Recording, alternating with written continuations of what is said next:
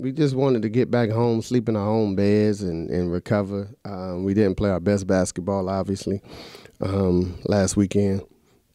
I had to really come out and redeem myself, and we just had to establish ourselves on the defensive end of the floor. But the critical thing for us, as you guys already know, was to make shots. Tonight we were 10 for 19 from the three. We got split personalities when it comes to shooting this basketball. I don't know who we are. I just ask that we continue to be consistent in making shots. But you know, whenever you have 19 assists, good things are going to happen. And Jordan had 10 assists and 0 turnovers tonight. That was the difference in the ball game because I think I was able to play three-point guards going back to our normal rotation. We really miss Rassean London. He's still gimpy with his foot, but he gave us quality minutes. And he can just be out there on one leg and gimpy. Just don't turn the ball over. It don't matter. I don't care about your deficiencies or handicaps at the moment. You still don't need to turn the basketball over. I thought we did a great job of taking care of the basketball.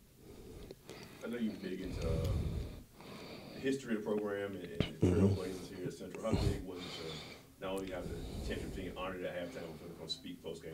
It was huge, man, because those guys mean a lot to me. And I know, you know, the connection.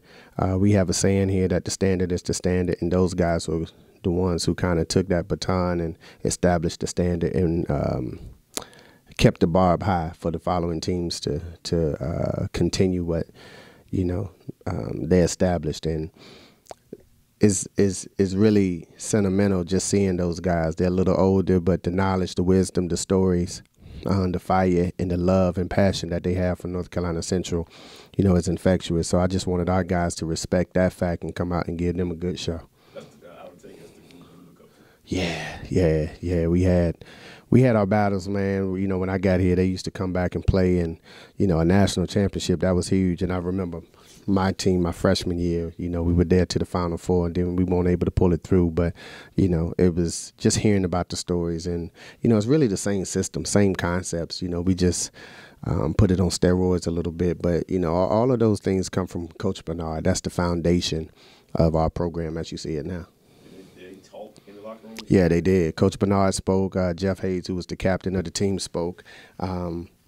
And, you know, they just basically told him, you know, keep doing what you do. I know you hit a bump in the road, but adversity introduces a man to himself. And we figured a lot about ourselves, and we still got some work to do. We're not perfect. We're injured, but we make no excuses. We got to fight through and find a way. You know, that's what MEAC basketball is about. And we got to prepare ourselves for these 3-4 days in March coming down the road.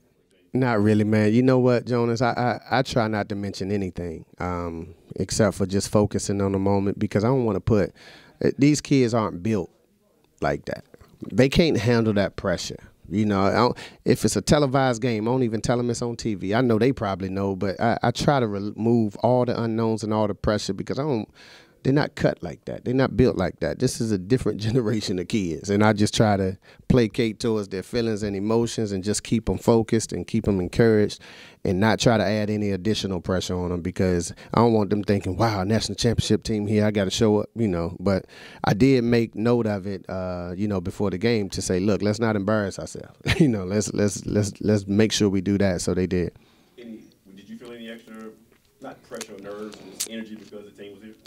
Yeah, I felt the energy. I felt it. Matter of fact, during halftime, I was looking up at the screen watching One Shining Moment. You know what I'm saying? Because I wanted to relive those days. I was late going into the locker room because those guys really meant a lot, man. And they established a standard here, and, you know, they'll never be forgotten. You know, that's historical. A national championship, you know, oof, that's historical, man. And